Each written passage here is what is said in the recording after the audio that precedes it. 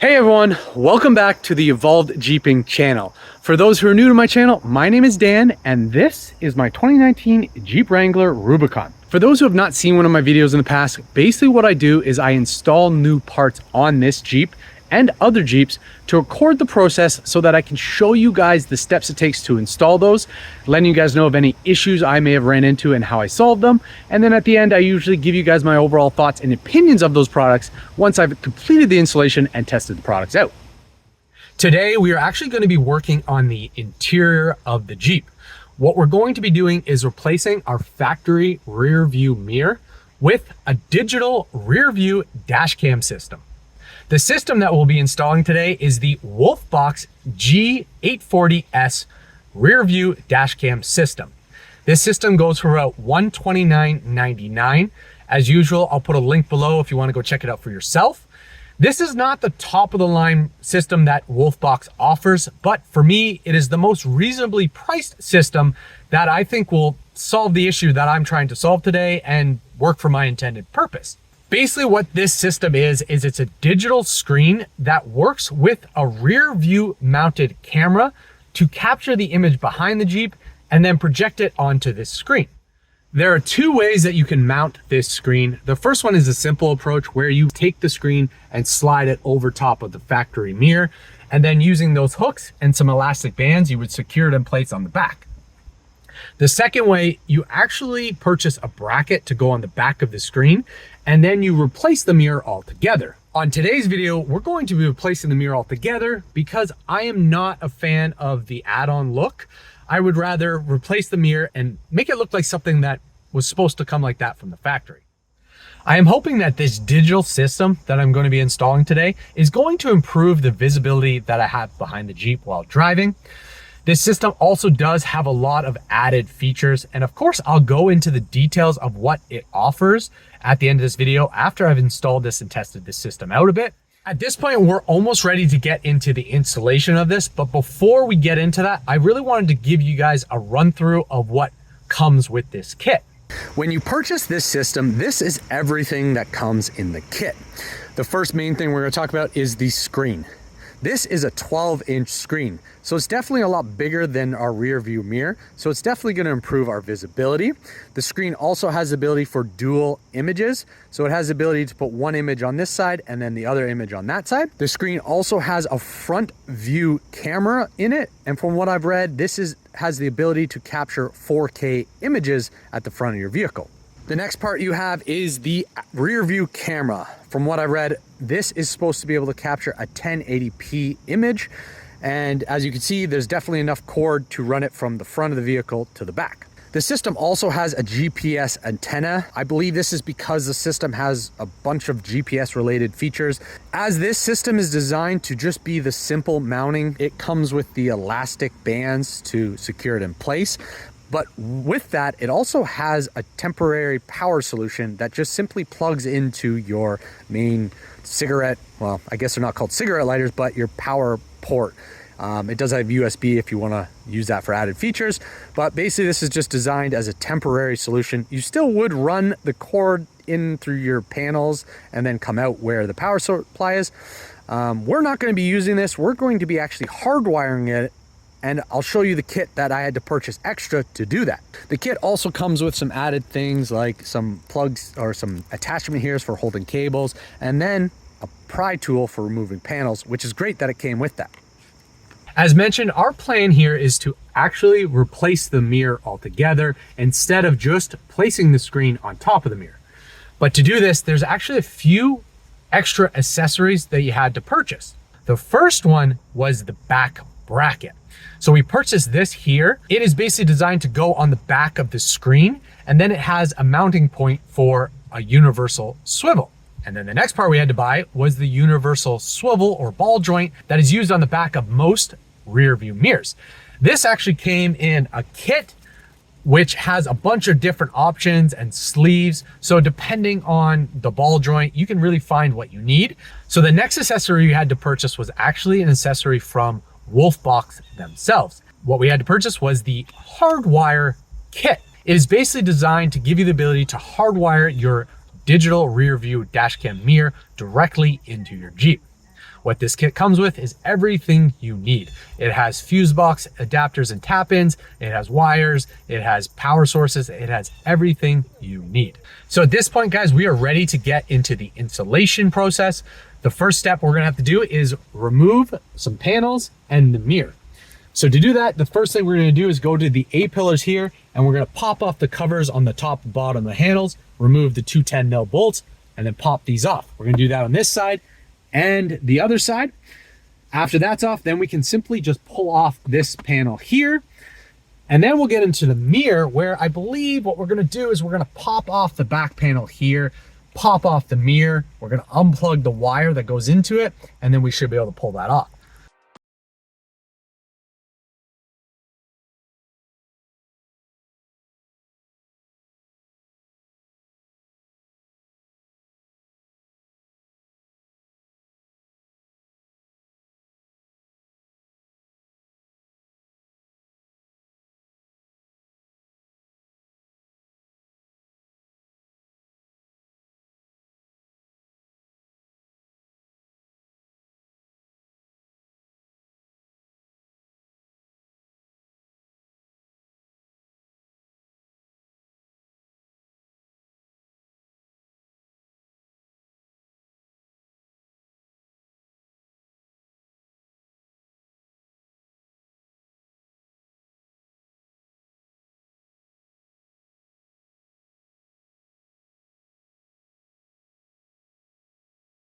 Panels are loose, we can easily run all the wires we need to. We've also removed the mirror.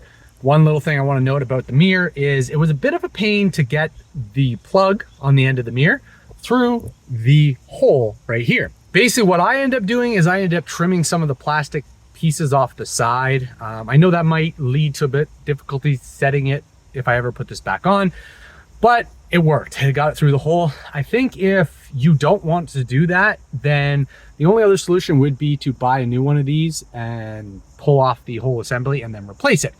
The next step of this installation is to run the wiring. So the wires we're going to first run are the main power wire, which is basically this wiring that we pulled from the hardwire kit. It has the plug that goes in the back of the screen, and then it has the connections for wiring it up to your vehicle. The other thing we're going to run is the GPS unit. So this is the GPS antenna. We're basically going to run this so that it sits on the dash. Before I can show you where I routed those wires and what fuses I tapped into, I need to get the mirror installed so that I can plug in and test it to make sure my connections are good. So what that means is we're going to assemble the mounting bracket and then get the mirror installed. So the first part we're going to do is we're going to come over here and we're going to remove all the rubber tabs from the back. Behind those is going to be a screw that is holding the hooks on. So we're going to unscrew those to remove the hooks. Once that's done, we're going to take the bracket, we're going to put it on place, screw it in. And then the final part is taking the ball joint mount part from our universal kit. We've already figured out that this is the correct one. Easily, I just tested them out and put it on. So we're going to take that, position it on the back here, screw it in with the provided hardware, and then we'll be good to go to put it in. So we're going to go ahead and do that, and then we'll come back and show you guys where the wires went.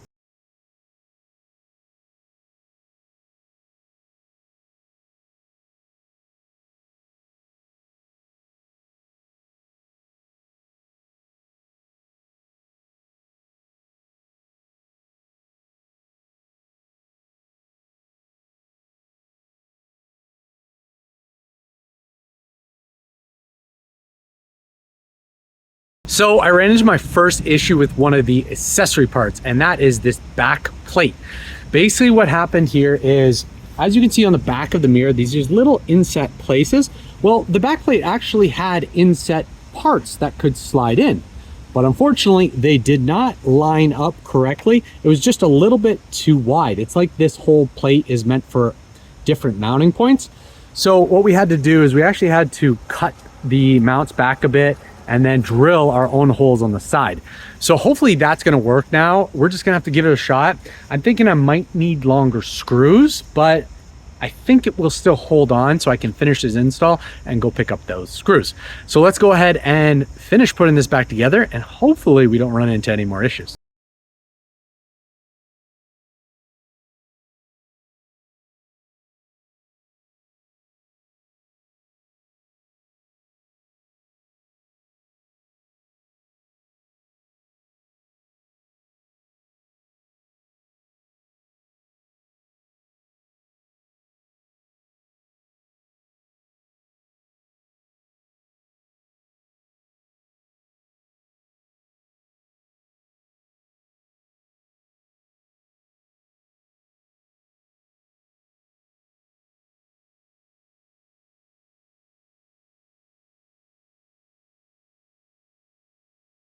That we have the mirror mounted, the next part is to show you guys where each wire goes. So for the main power wire, we started right here. It's gonna go up and in the hole where the arm goes into the upper panel right there.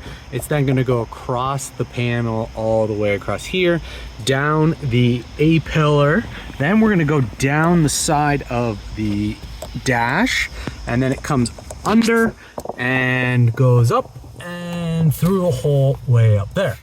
So after coming through the firewall down there, you're gonna bring it up, you're gonna go across the top of the firewall all the way over to where the fuses are all located. Please, everyone, ignore the rat's nest of wires. This is something that is on my list to do. Now that I have a few more electrical things that I just recently added, I really got to go ahead and clean this up so it looks nice and good and is nice and safe. Right now it is safe, but it's just not the cleanest. But for this kit, to wire this up, basically the system comes over in a nice clean black wire, and then it splits into 3 wires. It goes into a black wire, a red wire, and a yellow wire. The black wire is the ground wire. It went to right here. This is where the wire actually ended, but I needed to extend it because, as you can see, there's no real mounting locations for me to tap it into. So I ran it down and around and extended so I can mount it and attach it right there. Yes, I could have went to the battery, but this works just as fine. The next wire that I dealt with was the yellow wire. The yellow wire is the consistent power wire. What I end up doing is tapping into F21, which is the rear wiper fuse, and that seemed to have consistent power, so that was what worked for that. The next wire was the red one. This wire here is the one that is connected to the ignition. What I ended up doing, because my cigarette lighter was already tied up with the fuse for my air system, I ended up going and tapping into F58 and 57, which is your heated seats. Unfortunately, if you don't have heated seats, you probably won't have those fuses. Okay, so for the GPS antenna, we ended up positioning it right here beside the tweeter cover. It needs to be positioned like this. It cannot be stuck on the window. What we ended up doing is we ended up running the wire around between the dash, then we went up the A pillar. We followed it across the top of here to where the mirror is, and then we came in and came out the back of the mirror. So the next wire we had to run is for the camera. That's the one in the middle here. This one is the GPS, and that's the camera.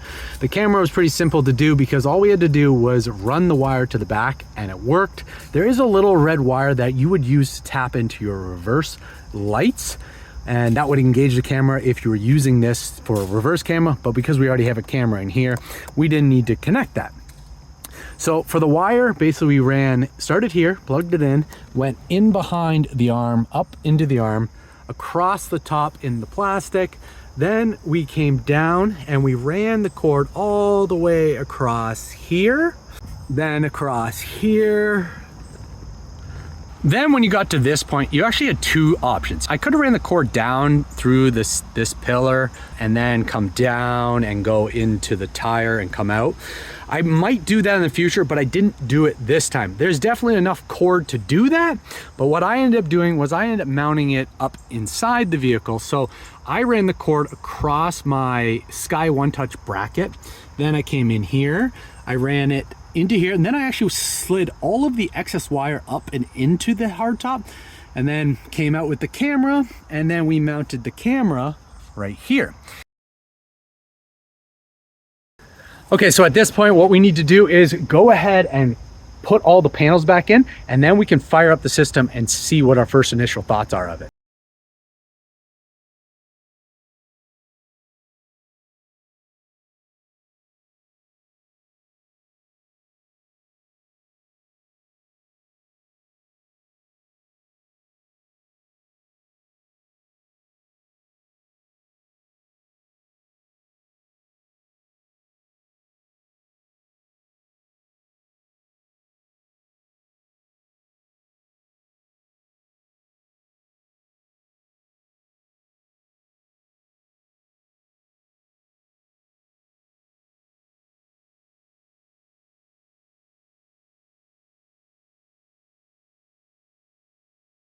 Okay, so we've got everything put back together, which means we're at the time to fire it up. So let's do the final step, which is to pull off the plastic, and then we'll fire it up and see what it's like.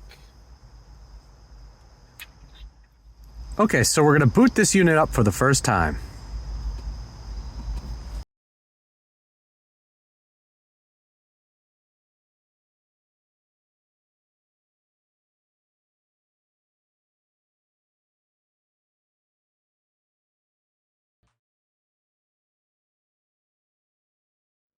So guys, welcome back. It's been a couple days since we completed the installation of the Wolfbox G840S Rearview Dashcam system. I've had a couple days to now test this system out, and today I'm going to show you guys all the features and functionalities of this system. But before I do that, I'm at the back of the Jeep because I actually have an update for the installation. The update I have today has to do with where I mounted the camera. So originally you would have seen I mounted it to this white little plastic seam right here and on this weather stripping. Well, unfortunately, it did not hold in that location. So what I had to do was take apart the bracket and flip it around so I can mount it like this, and then the camera would project out the back. This was great. It is now holding, but I noticed another issue, and it has to do with the rear window. So on the rear window, you have these defrost lines. Well, when I close the window, one of the defrost lines, the last one here, went right across the camera. So in the image, you have this weird fuzzy line going across. So it's just not ideal. So either I have to move it down a bit or adjust it. I also noticed that when I was driving at night in the rain, there was a few issues that had to do with the rear view window being so close to the camera. The first one was I seem to get a weird glare at night with a lot of the other passengers' lights hitting the window and reflecting.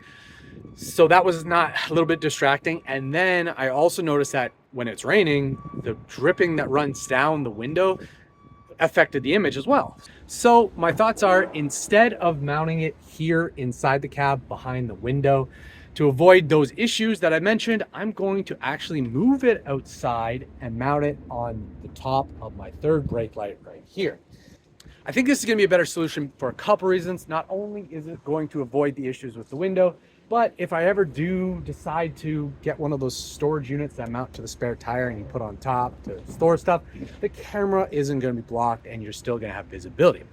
So what we're going to do is we're going to show you how to remove all the panels here, and we're going to run the wire. Instead of going across the top here, we're actually going to bring it inside here, down this pillar, in through here. We're going to pop all these panels off, run it through, and we're going to run it through this cable up through here and then out into the spare tire.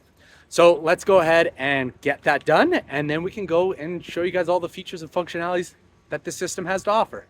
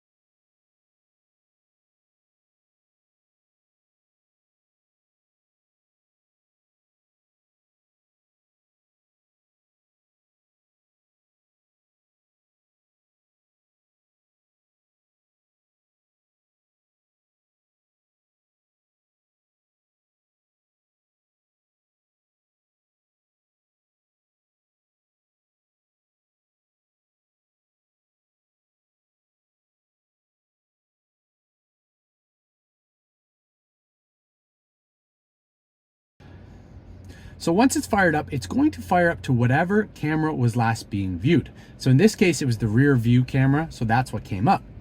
One thing you notice when I first booted up the system is it asked me to format an SD card.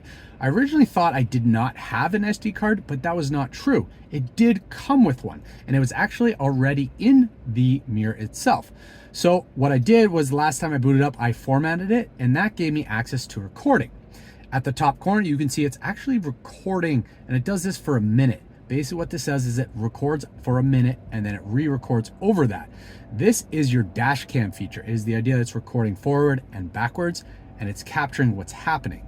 This is really beneficial in the case that you're maybe in an accident or you witness an accident. Your system would have recorded it and you can see it in there. So the first thing we're gonna go over, we're gonna actually go in here, we're gonna turn off that recording. The reason we're doing that is that then gives us access to the settings section. So we're just gonna take a look at some of the settings that are here. So you have a lot of different things you can do. You can do resolution, you can look at movie clip times. So this is actually where you can determine how long it records for and then when it replaces. So it's on 1 minute right now. I'm actually gonna move it to 2, so then we do that.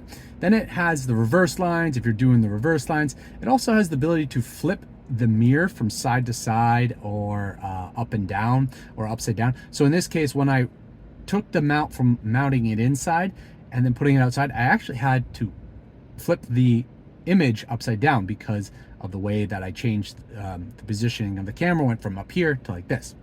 So then there's also format SD, there's languages, screensaver. I'm sure you can go in there and you can put a screensaver on if you wanted that. I'm not gonna put that on. You have parking mode. Parking mode is the idea that it will monitor and take time lapses of your vehicle when you're not in it. So when I turn this off, you'll see it. It will say entering time-lapse mode. That is the security feature which basically records around your vehicle for up to 24 hours. So we'll leave that at 24 hours. There's also G sensors, which basically if your car gets hit, it would cause it to record. So if there's a bump in the car, it will start recording on all areas. So that's kind of a beneficial. You have your volume, your flicker, which is rate of like the camera thing. You also have other features like the clock setting, time style, daylight savings, default boot screen, what it boots up to, reset to default, product information, help center. So it does come with a lot of good things. From the screen itself, basically when you're on here, you have options to whatever screen you're on, you can start recording or end recording. You can also take a photo by clicking the photo button. You can see it took a photo there. There's a mute button, and there's also brightness where you can change the brightness of the screen, whatever you really want. There's also this feature which flips it to the front and back. So you can press the button here and change it along, or the other option you can do is actually move it along like this. So it has 3 different screen modes: rear view, front, looking at the front, and then it has the dual where you have the front and the back. Then you also have your playback feature section, which you can go in here and you can watch all the 1-minute clips. So these are where all the scenes are recorded, and what you're seeing, your lock features, if you have your car locked, what happened during that phase, all different things and areas like that. So it has everything here that you can actually just watch it on the screen. Pretty good feature, pretty happy that it has that, and you don't have to go through an app or unplug the SD, you can actually just see it here. So overall, that's pretty much everything it offers. It's a pretty cool feature. It gives you the ability to do quite a lot with it. So we're gonna just turn it off and you can see it go into its time-lapse mode.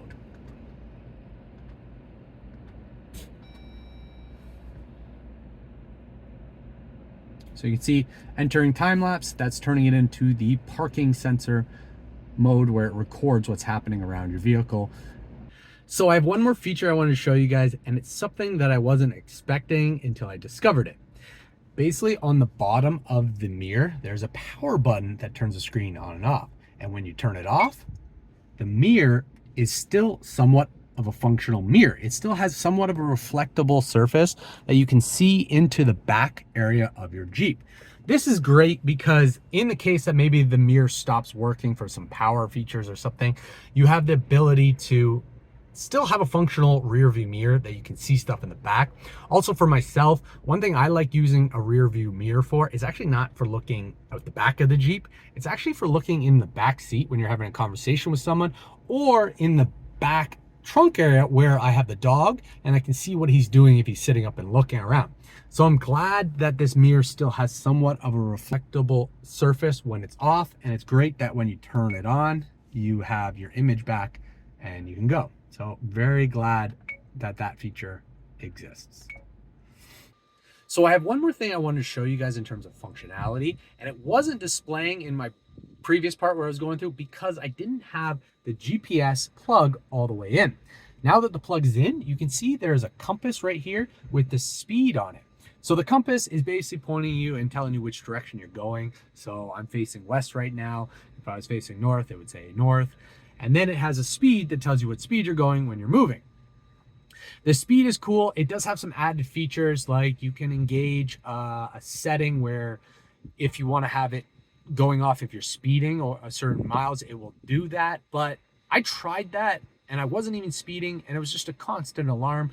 So I ended up turning that off right away. I think there's some features in there that might be worth trying out and working on, but that one was not one of them that was working for me. I hope now that I've showed you guys enough of the features that you have a good understanding of what it can do and how it works. I also hope that you have a good understanding of how to install it yourself. So my overall thoughts and opinions of this product are it's pretty good, but it has some flaws. When I say pretty good and amazing, it really did solve my one issue, which was visibility at the back of the Jeep. Now with this screen, I have a max visibility at the back, where compared to the view, if I was looking at my rear view mirror with a large size spare tire, I can barely see anything out there. If there's a car behind me, it's gonna be gone behind that spare tire. So now with this camera, I can see that car with no problem. So I'm very happy about that. There's some added features that I do like. The clock up there is great because actually my radio struggles that we're showing when I'm in Android Auto. So now I have a clock right there, which I didn't think I'd be interested in, but I like that. I do like the feature where you can turn this off and it acts like a mirror. That is a great feature. But because of that is where one of my downfalls is, and that's because the screen is glossy to act like a mirror, but that also affects the image. So you can see right now, you're actually getting the glare behind my head off the sunlight off the building. Not a big thing, but it's kind of annoying when you have a Jeep when you're taking the top off and the sunlight affects it. It's not the greatest. So I wish they maybe put like a matte surface similar to what I did here, because that was a problem I had with this screen. So maybe I'll try and find a matte screen cover to go over here and I'll custom cut it to fit. But for now, I'm just gonna have to deal with it. The other thing I have to say is overall, just the screen is a bit difficult to get used to. At first, it's just a little bit different because you're not looking at a rearview mirror and seeing just the image right away. There's a little bit of a lag in the screen. It also has more visibility. Not only is it a bigger screen, but the way the camera is, it's kind of a fisheye. So you see cars longer up the side into your blind spot than you do with this. That is an added feature that you can see them in your blind spot, but it's just something you have to get used to on this type of screen. Overall, I would recommend this. I'd mount it on the outside of Jeep because when I had it on the inside, I had issues with going through the rear of the mirror. I had some reflection from the inside of the vehicle as well as the outside, so it was just worth putting it on the outside. So guys, at this point, I am going to wrap this video up. So if you have any questions or comments about the screen or the installation, feel free to post them below and I'll do the best to answer them. If you're looking to purchase this, I will put a link below. Again, this is not the most expensive unit they offer or the best one they offer. It is the one that I thought was the best price for what I needed. As usual, please make sure to like, subscribe, and share. And at this point, we'll see you guys on the next video.